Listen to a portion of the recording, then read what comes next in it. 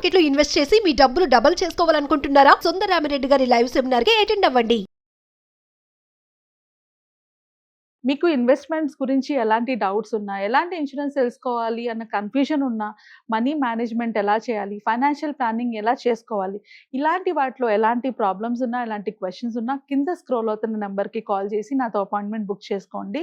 Personal ఫైనాన్స్కి వచ్చేటప్పటికి guidance important, guess work కాదు. So మీరు గోల్స్ రీచ్ అవ్వాలి అంటే కింద స్క్రోల్ అవుతున్న నెంబర్స్కి కాల్ చేసి అపాయింట్మెంట్ బుక్ చేసుకోండి. Hi viewers, India's largest digital media network Suman టీవీకి స్వాగతం. ప్రస్తుతం మనతో చార్టర్డ్ వెల్త్ మేనేజర్ రమా రాజేష్ ఉన్నారు. సో ఎవరికైనా గోల్స్ ఉంటాయండి. కొంచెం 2 ఇయర్స్కి 3 ఇయర్స్కి కార్ కొనాలో, ఇల్లు కొనాలో, లేకపోతే పిల్లల ఫీజులకో, లేకపోతే సేవింగ్స్కో, లేకపోతే ఎక్కడికన్నా ట్రిప్కో, దేనికైనా కొంచెం ముందు చూపు చూసుకునే వాళ్ళు చాలా మంది ఉంటారు. సో అలాంటి వాళ్ళు ఎలాంటి ఫండ్స్లో, మ్యూచువల్ ఫండ్స్లో ఎలాంటి వాటిల్లో వేస్తే ఇది యూజ్ అవుతుందో అడుగుదాం రమని. నమస్తే రమా. నమస్తే. సో నేను ఇప్పుడు చెప్పినట్లు ఉంటుంది ఫ్యూచర్ ప్లాన్. 2 ఏళ్లకు మనం ఇది చేయాలి అంటే ఇంత లిక్విడ్గా మన దగ్గర అమౌంట్ ఉండాలి. అవును. సో ఇలా అమౌంట్ అనుకున్న గోల్స్కి రీచ్ అవ్వాలి అంటే ఒక 2 ఇయర్స్లో ఎలా సేవ్ చేసుకోవాలి, ఎటువంటి మ్యూచువల్ ఫండ్స్లో ఎటువంటి వాటిల్లో పెడితే మంచి సేవింగ్స్ లో ఉంటాం. ఇది చాలా మందికి తెలియదు. మ్యూచువల్ ఫండ్స్ లోని షార్ట్ టర్మ్ కి కూడా ఇన్వెస్ట్ చేసుకోవచ్చు అనేసి. మోస్ట్లీ అందరికీ తెలిసింది ఏంటంటే లాంగ్ టర్మ్. మేము కూడా ఎక్కువ లాంగ్ టర్మ్ నే ప్రమోట్ చేస్తాం, మీ వెల్త్ గ్రో చేసుకోవాలంటే లాంగ్ టర్మ్ ఇన్వెస్ట్మెంట్స్ అనేసి. కానీ షార్టర్ డ్యూరేషన్ కి కూడా మ్యూచువల్ ఫండ్స్ లో చాలా ఫండ్స్ ఉంటాయి. కొన్ని వీడియోస్ లో నేను చెప్పాను ఆల్రెడీ. బట్ ఈసారి మనం ఇన్ డీటెయిల్డ్ గా షార్టర్ టర్మ్ కి ఎలాంటి ఫండ్స్ ని సెలెక్ట్ చేసుకోవాలి, వాటి ఎలిజిబిలిటీ క్రైటీరియా ఏంటి, ఇవన్నీ డిస్కస్ చేసుకుందాం. సో దట్ ఎవరికైనా ఫ్యూచర్ లో డెట్ ఫండ్స్ ఏమైనా తీసుకోవాలనుకుంటే ఓన్లీ ఈ ఒక్క వీడియో చూస్తే వాళ్ళకి క్లారిటీ వచ్చేస్తుంది ఏ ఫండ్స్ పెట్టుకుంటే మంచిది అనేసి. అంతకన్నా మోస్ట్ ఇంపార్టెంట్ షార్టర్ డ్యూరేషన్ అంటే ఏంటి. షార్టర్ డ్యూరేషన్ అంటే ఏంటి అంటే ఏదైతే మనకున్న గోల్స్, మీరు అన్నట్లు ఇల్లు కొనుక్కోవాలన్నా, లేకపోతే కార్ కొనుక్కోవాలన్నా, లేదా టూర్కి వెళ్ళాలన్నా, పిల్లల స్కూల్ ఫీజులు కట్టుకోవాలన్నా, ఏదైనా కూడా విదిన్ 5 ఇయర్స్ లోపు మనం పెట్టుకోవాలి అంటే మనకి కావాలి అమౌంట్ అనుకున్న దాన్ని షార్టర్ గోల్స్ అంటారు. 5 ఇయర్స్ దాటి ఉన్న వాటన్నింటినీ లాంగర్ గోల్స్ అంటారు. సో 0 నుంచి 5 ఇయర్స్ మనకి ఈ 0 నుంచి 5 ఇయర్స్ అవ్వచ్చు. అంటే ఫర్ ఎగ్జాంపుల్ పిల్లలు స్కూల్ ఫీజులు కట్టాలి. ఇప్పుడు కరెక్ట్గా సెప్టెంబర్లో ఉన్నాం మనం. సో సెప్టెంబర్ నుంచి ఇంకొక 6 మంత్స్లో కట్టాలి అంటే ఇది కూడా ఒక షార్టర్ గోలే. ఒకేసారి కడితే కొంచెం ఫీజెస్ కట్టే వాళ్ళు ఉంటారు కదా, ఒకే సింగిల్ టైం పే చేసే వాళ్ళు, అలాంటి వాళ్ళు. సో 6 మంత్స్లో పే చేయడానికి అవుతుంది. ఇన్సూరెన్స్లు కట్టాల్సి ఉంటాయి, అవి కూడా మనకి ఎవ్రీ ఇయర్ లోపు కట్టాలి. సో ఇది 1 ఇయర్ లోపు కట్టాలి. సో దాన్ని కూడా షార్టర్ గోల్ కిందే అంటారు. సో ఇవన్నీ కూడా షార్టర్ గోల్సే అవుతాయి. అంటే 0 నుంచి 1 మంత్లో అచీవ్ అవ్వాల్సిన వాటి దగ్గర నుంచి 5 ఇయర్స్ లోపు అచీవ్ అవ్వాల్సిన వీటన్నిటినీ కూడా షార్ట్ టర్మ్ గోల్స్ అనే అంటారు. సో చాలా మందికి తెలుసు షార్ట్ గోల్స్ అంటే మనకి ఆర్డీస్ ఉంటాయి, ఎఫ్డీస్ ఉంటాయి, చిట్లు ఉంటాయి, ఇవన్నీ వేసుకుంటూనే ఉంటారు. బట్ వాటికి ఈ డెట్కి డెట్ ఫండ్స్కి డిఫరెన్స్ ఏంటి అంటే, ఒకవేళ మనం ఎఫ్డీలో కానీ ఆర్డీలో కానీ మనీ వేసుకుంటే వాటికి కొన్ని రెస్ట్రిక్షన్స్ ఉంటాయి.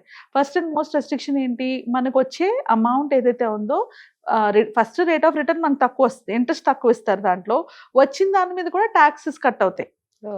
మళ్ళీ ట్యాక్స్ కట్ అయ్యి మిగిలిందే మనకు వస్తుంది. యాక్చువల్లీ వచ్చిన అమౌంట్ అంతా కూడా మన శాలరీకి యాడ్ అయిపోయి మిగిలిందే వస్తుంది. సో రిటర్న్స్ కొంచెం ఎక్కువ వచ్చాయి అనుకో, అంటే ఇప్పుడు డెట్ ఫండ్స్లోని ఎఫ్డీస్ మీద కొంచెం ఎక్కువ రిటర్న్స్ వస్తాయి. సో ట్యాక్స్ కట్ అయిన తర్వాత మనకి ఎఫ్డీ రిటర్న్స్ సమానంగా ఉంటాయి. సో ఫస్ట్ డ్రాబ్యాక్ మనకి ఎఫ్డీస్తో ఏంటి అంటే ఈ వచ్చే ఇంట్రెస్ట్ ఏదైతే ఉంటుందో అది ట్యాక్సిబుల్ ఇన్కమ్ అయిపోతుంది ఎవరికైతే శాలరీ ఎక్కువ ఉండి ట్యాక్సెస్ కడుతున్నారో వాళ్ళ పాయింట్లో. అండ్ సెకండ్ థింగ్, అదొక మెచ్యూరిటీ పీరియడ్ ఉంటుంది. మనం ఆ పీరియడ్ మధ్యలో అవసరం వచ్చి తీసుకోవాలంటే మనం తీసుకోలేము. మనకు ఒక మెచ్యూరిటీ, ఇప్పుడు ఎఫ్డీ ఉంది 1 ఇయర్ 2 ఇయర్స్ మనం కడతాము. సో 2 ఇయర్స్కి ముందు ఆ ఎఫ్డీని తీయలేము కదా. ఆ 2 ఇయర్స్ పాటు ఎఫ్డీని రన్ చేస్తూనే ఉండాలి. సో ఒకవేళ నాకు 2 ఇయర్స్ కోసం నేను ఎఫ్డీ తీసుకున్నాను, నాకు 1 ఇయరే కావాలి ఆర్ 1.5 ఇయర్కే కావాలి. సో అలాంటప్పుడు నేను అది విత్డ్రా చేసుకుంటే దానికి ఎక్స్ట్రా ఛార్జెస్ వేస్తారు. యా, సో యాక్చువల్గా అయితే ఆర్బీఐ రూల్ ప్రకారంగా అలా ఛార్జెస్ వేయకూడదు. బట్ చాలా బ్యాంక్స్ వాళ్ళు ఫ్రీగా అంటే మెచ్యూరిటీకి ముందే తీసేసుకుంటే వాళ్ళు ఛార్జెస్ వేస్తారు. 1% మనకిచ్చే ఇంట్రెస్ట్నే కట్ చేస్తారు. ఓకే, ఇప్పుడు మెచ్యూరిటీ అంటే ఒక 5 ఇయర్స్ అన్నారు. 5 ఇయర్స్ ఎఫ్డీ వేసారు అనుకో, దాంట్లోనే మీరు 4 ఇయర్స్కి తీసుకుంటే ఐడియల్గా ఆర్బీఐ రూల్ ప్రకారంగా ఏం చేయాలి, ఈ 4 ఇయర్స్ టర్మ్కి నార్మల్గా ఈ బ్యాంకులు వాళ్ళు ఎంత రేట్ ఆఫ్ రిటర్న్ ఇస్తున్నారో, ఎంత రేట్ ఆఫ్ ఇంట్రెస్ట్ ఇస్తున్నారో అంత ఇంట్రెస్ట్ ఇవ్వాలి. కానీ వీళ్ళేం చేస్తారు, అడిషనల్గా 1% కట్ చేసేస్తూ ఉంటారు. ఎందుకంటే మీరు ఫ్రీగా తీసేసుకున్నారు అనేసి. సో ఇది కూడా వన్ ఆఫ్ ద డ్రాబ్యాకే మనకి. అండ్ ఇంకొకటి ఏంటంటే లాంగర్ టర్మ్ ఎఫ్డీస్ వేసేటప్పుడు ఇయర్లీ కూడా మనం విత్డ్రా చేయకపోయినా మనకి ఇంట్రెస్ట్ పడిపోతుంది ఇయర్ కా ఇయర్. అంటే దాంట్లో ఆప్షన్స్ ఉంటాయి. ఒకవేళ ఎవరైనా 5 వరకు ఎట్ ఏ టైం ఇంట్రెస్ట్ తీసుకుంటాను అని పెట్టుకోకపోతే ఎవ్రీ ఇయర్ పడే ఇంట్రెస్ట్ మీద కూడా ట్యాక్స్ పడుతుంది. సో అందుకనే ద మోస్ట్ ఇంపార్టెంట్ ఇలాంటి డ్రాబ్యాక్స్ మనకి ఎఫ్డీస్లోని ఆర్డీస్లో ఉన్నాయి కాబట్టి డెట్ ఫండ్స్ అనేవి హెల్ప్ అవుతాయి. అండ్ అందులో most important debt fund help అవడానికి ఏంటంటే మనకి 1 డే నుంచి అంటే మినిమం 1-2 daysలో కూడా ఇన్వెస్ట్ చేసుకోవచ్చు. టు ఎన్ని ఇయర్స్ అయినా 4 years 5 years అయినా ఇన్వెస్ట్ చేసుకోవచ్చు. 1 day నుంచి ఎన్ని ఇయర్స్ అయినా ఇన్వెస్ట్ చేసుకోవచ్చు. అంటే కొన్నిసార్లు ఎగ్జాంపుల్ చెప్తాను, చాలా మందికి ఇల్లు అమ్మినప్పుడు కానీ ఏమైనా సడన్ ఇన్కమ్ ఎవరైనా ఫ్రెండ్స్ వాళ్ళు ఇచ్చి నేను ఇంకో 2 daysలోనో ఒక 1 weekలో తీసుకుంటున్నప్పుడు ఆ అమౌంట్ ని కూడా వాళ్ళు ఇన్వెస్ట్ చేసుకోవచ్చు డెట్ ఫండ్స్ లో బేసికలీ. సో ఆ 1 week కూడా ఎంతో కొంత రిటర్న్స్ వస్తాయి. ఇప్పుడు నేను హౌస్ అమ్మాను, నాకు ఒక 50 లక్షలు క్యాష్ ఉంది నా అకౌంట్ లోని, నేను అది ఇంకో ప్రాపర్టీ తీసుకునే వరకు ఐడియల్ గానే ఉంటది కదా, నేను దాన్ని డెట్ ఫండ్స్ లో వేసుకున్నా ఒక 1 month 2 months 4 months ఎన్ని మంత్స్ వేసుకున్నా కూడా దాని మీద కూడా నాకు మంచి రిటర్న్స్ వస్తాయి. సో అలాంటి బెనిఫిట్స్ డెట్ ఫండ్స్ లో ఉన్నాయి. That is one advantage. And second advantage ఏంటి, మనం ఎప్పుడు విత్డ్రా చేసుకుంటే అప్పుడే ట్యాక్స్ పే చేస్తాం. మనం హోల్డ్ చేసినంత సేపు మనకేమి ట్యాక్సెస్ ఏమి కట్ అవ్వవు. అండ్ ఇవి రిస్క్ చాలా తక్కువ ఉంటాయి. నార్మల్ మ్యూచువల్ ఫండ్స్ తో పోల్చుకుంటే డెట్ మ్యూచువల్ ఫండ్స్ రిస్క్ చాలా చాలా తక్కువ ఉంటాయి. సో మనకి డెట్ ఫండ్స్ లోని నార్మల్ ఎఫ్డీస్ తో పోల్చుకుంటే డెట్ ఫండ్స్ లో అడ్వాంటేజ్ ఏంటి అంటే మనము ఎప్పుడు కావాలంటే అప్పుడు ఎంత కావాలంటే అది తీసుకోవచ్చు. మొత్తం ఒకేసారి తీసుకోవాల్సిన అవసరం లేదు. ఇప్పుడు నేను దాచుకున్నాను ఒక 10 లక్షలు, కానీ నాకు అవసరం 1,00,000. సో నేను 1,00,000 వరకు తీసుకుంటా, మిగిలినంతా నేను మెచ్యూరిటీ అవేమి ఉండదు కాబట్టి తీసుకోవచ్చు.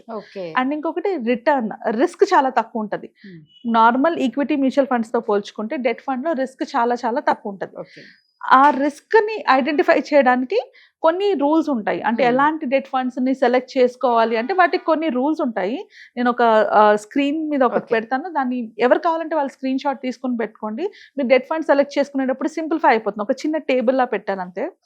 ఓకే, సో మనం ఎంత డ్యూరేషన్ బట్టి ఎలా చేసుకోవచ్చు అని. ఫస్ట్ లెస్ దాన్ 6 months, మనం 6 months లోపే ఆ మనీని వాడుకోవాలి అనుకుంటే చూస్ చేసుకోవాల్సిన డెట్ కేటగిరీస్ ఏ ఉంటాయంటే over night funds, liquid funds, ultra short term debt funds. వీటిని కూడా సెలెక్ట్ చేసుకునేటప్పుడు మన మైండ్ లో పెట్టుకోవాల్సింది ఓన్లీ AA+ బాండ్స్ ఉన్న ఫండ్స్ ని సెలెక్ట్ చేసుకోవాలి. అప్పుడు రిస్క్ తక్కువ ఉంటుంది, కంపారిటివ్లీ రిటర్న్స్ తక్కువ వస్తాయి. అంటే హై రిస్క్ డెట్ ఫండ్స్కి వెళ్తే రిటర్న్స్ ఎక్కువ ఉన్నా కూడా మనకి ఇది రిస్క్ తక్కువ, రిటర్న్స్ కొంచెం మీడియం గానే వస్తాయి. సో ఇది బెటర్. అండ్ దీన్ని మనం తీసుకునే వీటికి డ్యూరేషన్ లిమిట్ ఉండదు. అంటే ఓవర్ నైట్ ఫండ్స్ అంటే ఏంటి, 14 days వరకు మనం హోల్డ్ చేసుకోవచ్చు. లిక్విడ్ ఫండ్స్ ఎంత టైం అయినా మేము హోల్డ్ చేయొచ్చు. అల్ట్రా షార్ట్ టర్మ్ ఫండ్స్ కూడా అంతే. సో 6 months లోపు ఇన్వెస్ట్ చేయాలనుకున్న వాళ్ళందరూ ఇలాంటి ఫండ్స్ కేటగిరీని సెలెక్ట్ చేసుకోవాలి.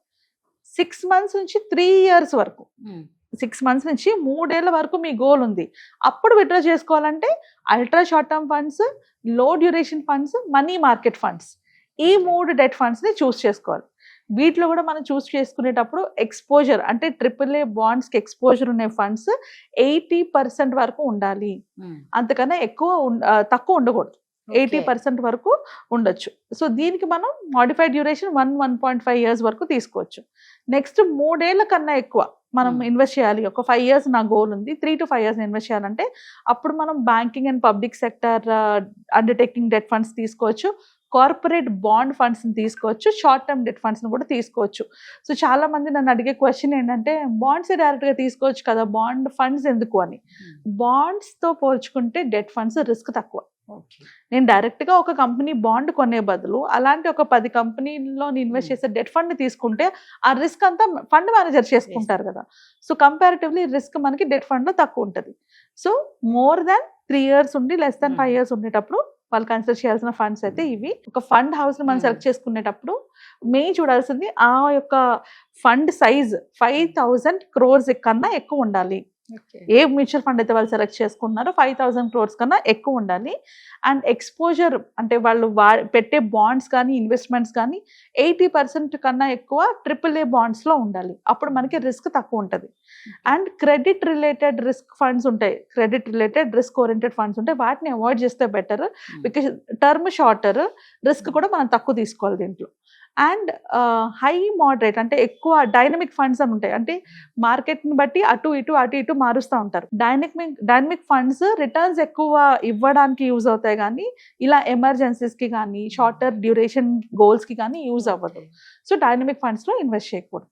ఈ కొన్ని జాగ్రత్తలు తీసుకొని కనుక మంచి డెట్ ఫండ్స్ సెలెక్ట్ చేసుకుంటే వాళ్ళు తక్కువలో తక్కువ 7 to 9% వరకు రిటర్న్స్ తెచ్చుకోగలరు. ఐడియల్గా బ్యాంక్లో ఉన్న అమౌంట్ నుంచి కూడా ఎంతో కొంత రిటర్న్ని సెక్యూర్ చేసుకోగలరు. సో నిజంగా అండి, అంటే రమ చెప్పింది ఇలాంటి రిస్క్ తీసుకుంటే ఖచ్చితంగా మనం వేసి కూడా ఏం యూజ్ లేదు, అనవసరంగా వేసా అన్న ఫీల్ అయితే ఖచ్చితంగా వస్తుంది. సో మీకు నిజంగా చెప్తున్నాను, వీటి మీద ఇలా మేము కూడా ఇన్వెస్ట్ చేయాలి అని ఇంట్రెస్ట్ ఉన్న వాళ్ళు ఎవరైనా సరే, బట్ ఒక మంచి అడ్వైజర్ అనేది చాలా ఇంపార్టెంట్. కాబట్టి ఖచ్చితంగా మీరు కింద స్క్రోల్ అవుతున్న నెంబర్కి రమని కాంటాక్ట్ అవ్వండి. ఇంకా ఏమన్నా డౌట్స్ ఉన్నా కూడా క్లారిటీ ఇస్తారు. Thank you Rama. Thank you.